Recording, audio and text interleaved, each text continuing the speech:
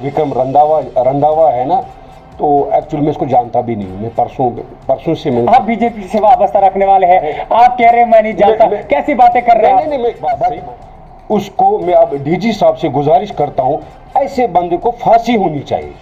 तो आप डिमांड कर रहे हैं इस चीज की? अस्सलाम वालेकुम रहमतुल्लाहि व बरकातहू। सभी देखने वालों को शेख इमरान का प्यार भरा सलाम पेश हो। लगातार पिछले 3 दिन जम्मू कश्मीर वैली के अंदर कंट्रोवर्सी देखने को मिली। कारण बीजेपी के एक्स एमएलसी विक्रम रंधावा, जिन्होंने एक पर्टिकुलर कम्युनिटी के सेंटिमेंट्स को हर्ट करते हुए एक ऐसा स्टेटमेंट दे दिया जिसकी वजह से कहीं ना कहीं से जम्मू कश्मीर के अंदर सियासत भी गर्म हुई और आम लोगों के अंदर भी जो है गुस्सा देखने को मिला। कल state president BJP Ravindra Raina की तरफ से एक प्रेस नोट या एक नोट जारी की गई, जिसमें जाके उन्होंने हर एक पोस्ट से विक्रम रंधावा को रिलीव किया। लेकिन क्या उनको पार्टी से रिलीव करने की वजह से बाकी सेंटिमेंट्स पूरे हो जाएंगे? क्या लोग खुश हो जाएंगे?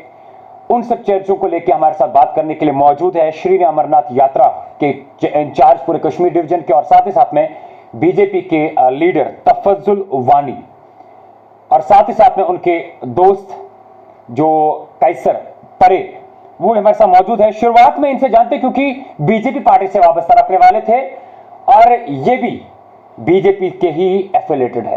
अस्सलाम वालेकुम रहमतुल्लाह। वालेकुम सलाम। थैंक यू तफज्जुल भाई, पहले तो वेलकम करते हैं आपका। Thank you. आपके माध्यम से हम कुछ बोलना चाहते हैं। विक्रम रंधावा के बयान को लेके आप जवाब देंगे? अरे भाई, हिंदुस्तान एक गुलदस्ता है, चाहे हिंदू हो, मुस्लिम हो, सिख हो, ईसाई हो, सब आपस में भाई भाई है। भारतीय जनता पार्टी का एक नारा है, सबका साथ, सबका विकास और सबका विश्वास।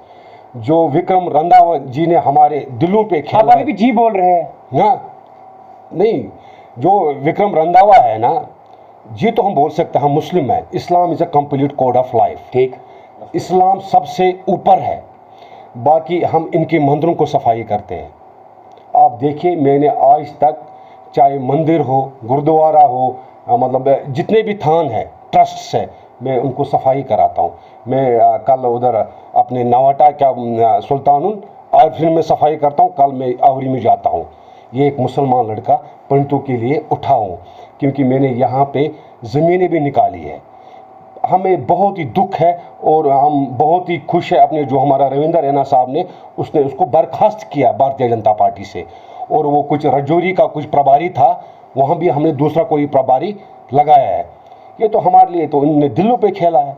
जब इनके हम मंदिरों को सफाई करेंगे, ये हमारे मजहब पे आए। आप उसी पार्टी से वाबस्ता रखने वाले हैं। कल तक तो आप उस लीडर को जो है वाहवाही करते थे, आज उन्होंने सेंटिमेंट्स को खेला। आज आप कह रहे हैं कि आपके कुछ लीडर कह रहे हैं वो मेंटली अनफिट है, कोई कह रहा है वो उसका अपना बयान है। आप ये बताइए, आप बीजेपी के प्रवक्ता है, आप बीजेपी के पार्टी के साथ एफिलिएटेड है, क्या करना चाहिए? इमरान साहब, मैंने आपको ऑलरेडी बोला है, हिंदुस्तान एक गुलदस्ता है जी। चाहे मुस्लिम हो, हिंदू हो, सिख हो, ईसाई हो, सब आपस में भाई भाई है जी। देखो, हम हिंदुस्तानी है, इसमें हमें कोई बदलाव तो नहीं कर सकता है ना। बट उसको मैं अब डीजी साहब से गुजारिश करता हूँ, ऐसे बंदे को फांसी होनी चाहिए। तो आप डिमांड कर रहे हैं इस चीज की? डिमांड कर रहा हूँ, डिमांड। आप मुझे एक चीज बताइए, विक्रम रंधावा जो एक्स एमएलसी रहे बीजेपी के, 2008 की अगर बात करें, वहां पे भी उन्होंने एक मर्तबा क्रिटिसाइज किया, उस टाइम भी माफ किया गया। रिसेंटली जो आपके मंत्री है बीजेपी के डॉक्टर जितेंद्र सिंह, उनके ऊपर भी उन्होंने एलिगेशंस लगाए करप्शन के, फिर जाके पब्लिक में उन्होंने माफी मांग ली। उसके बाद उन्होंने रविंद्र रैना, तब भी वो पार्टी में बरकरार थे। अभी जाके जी पार्टी से निकालने, उसको पार्टी से निकाला गया, क्या वो काफी है? वो तो काफी है, उसकी तो बेइज्जती होगी। वो काफी है, वो बहुत काफी है और उसको पर्चा लगना चाहिए। आपकी बीजेपी वो पार्टी है, जब भी कोई किसी के सेंटिमेंट्स को हर्ट करते थे, आप तब तक सड़कें नहीं छोड़ते थे, तब तक आप सड़कों से हटते नहीं थे, जब तक उनको बुक नहीं है या एफआईआर या अरेस्ट नहीं किया जाता। तो अभी तक विक्रम रंधावा जो है खाली पार्टी से उनको रिलीव किया गया। आप बता रहे जी बहुत अच्छा हुआ, क्या वो जिनके दिलों के साथ सेंटिमेंट्स के साथ उन्होंने खेला है, क्या उस चीज से वो भरपाई होगी पार्टी से निकालने से? अरे भाई देखो, धीरे धीरे तो होगा ना। देखो, मैंने मेल भी कर दिया डायरेक्टर अमित शाह जी को, क्योंकि परसों जब अमित शाह जी यहाँ आए थे, उसने, आपको पता होगा, आप तो माशाल्लाह बहुत ही अच्छे प्रेस रिपोर्टर हो, आपको पता होगा, उसने उस टाइम भी बोला कि चाहे मंदिर हो, चाहे मतलब हमारा ज़ियारत शरीफ हो या गुरुद्वारा हो, उनके लिए हम अलग सा फंड निकालेंगे और उस पे हम लगाएंगे। श्री अमरनाथ जी यात्रा के इंचार्ज हैं आप कश्मीर डिवीजन के, जितने भी यहाँ पे अमरनाथ यात्रा के लिए आते हैं वो हमेशा यहाँ से खुश होकर निकलते हैं कश्मीर की हॉस्पिटलिटी को देखकर। तो आपको लगता है कि जो उन्होंने कश्मीर की बेटियों के लिए बात की जी, कश्मीर की बेटियां कश्मीर जम्मू के अंदर आते हैं बुर्का पहन के आते हैं, कश्मीर में होते हैं तो पाकिस्तान की जीप पे कपड़े निकाल के नाचते हैं, क्या ये स्टेटमेंट आपको नहीं लगता कि दिलों को तोड़ने वाला है? दिलों, इसलिए मैं गुजारिश करता हूँ अपने डीजी साहब से और जो हमारे होम मिनिस्टर साहब है अमित शाह जी को मैं गुजारिश करता हूँ कि उसको फांसी दे दो। सीधी बात है।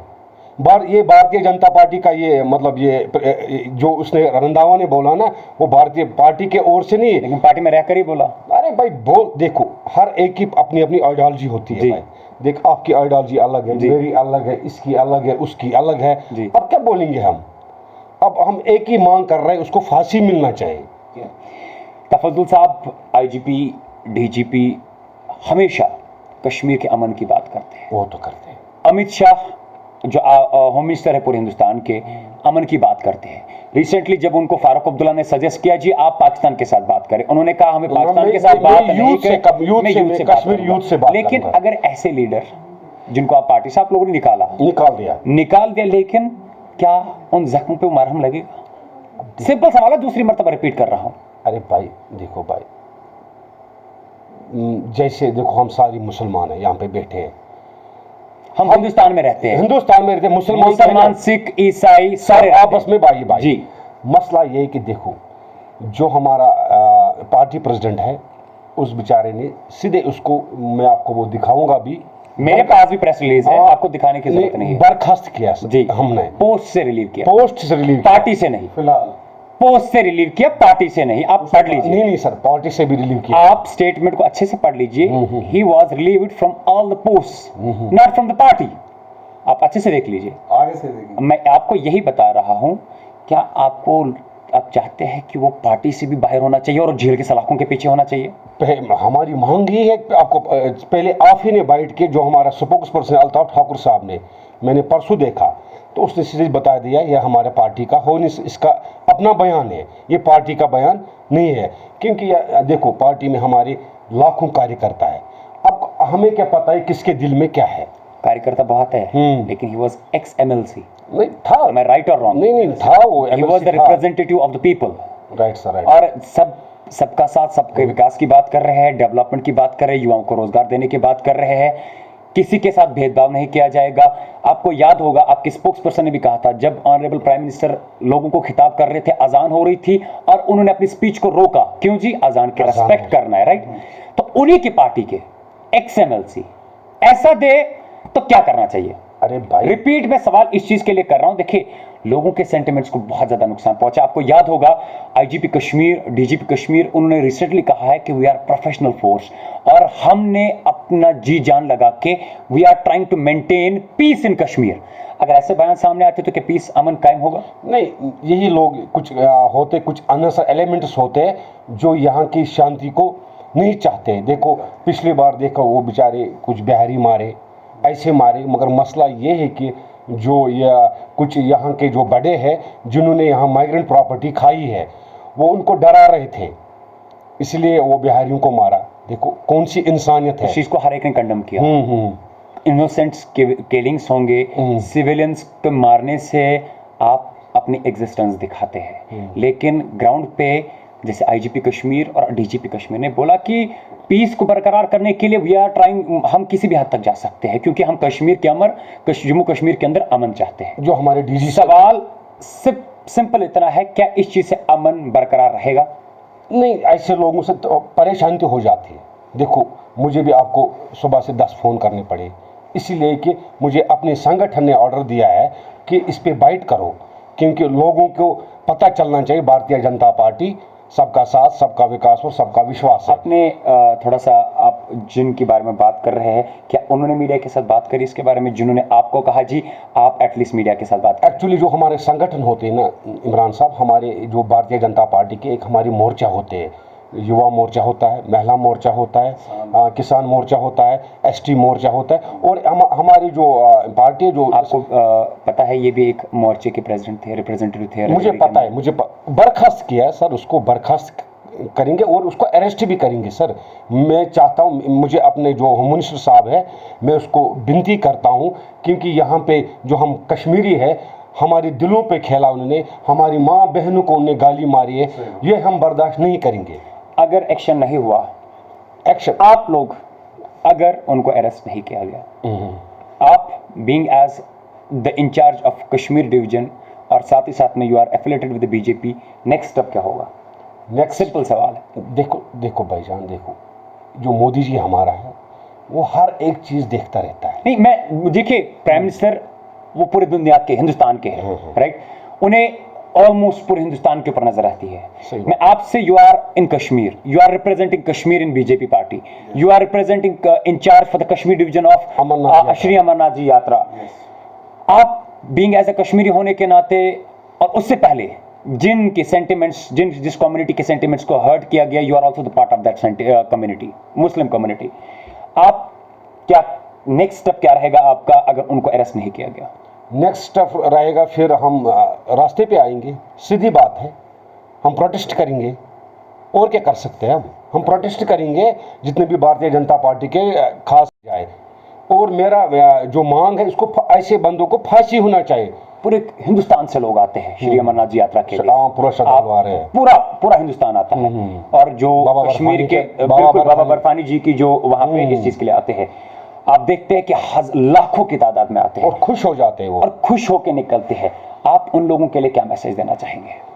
उन लोगों को मैं यही मैसेज देना चाहता हूँ, कश्मीर इंचार्ज में अमरनाथ जी यात्रा का, इस पे वो भी बात करना चाहिए। क्योंकि देखो, मैंने पहले भी बोला, एक हिंदुस्तान एक गुलदस्ता है, हिंदू, मुस्लिम, सिख, ईसाई सब आपस में भाई भाई, क्योंकि सदियों से ये रिश्ता हमारा है, चलता है।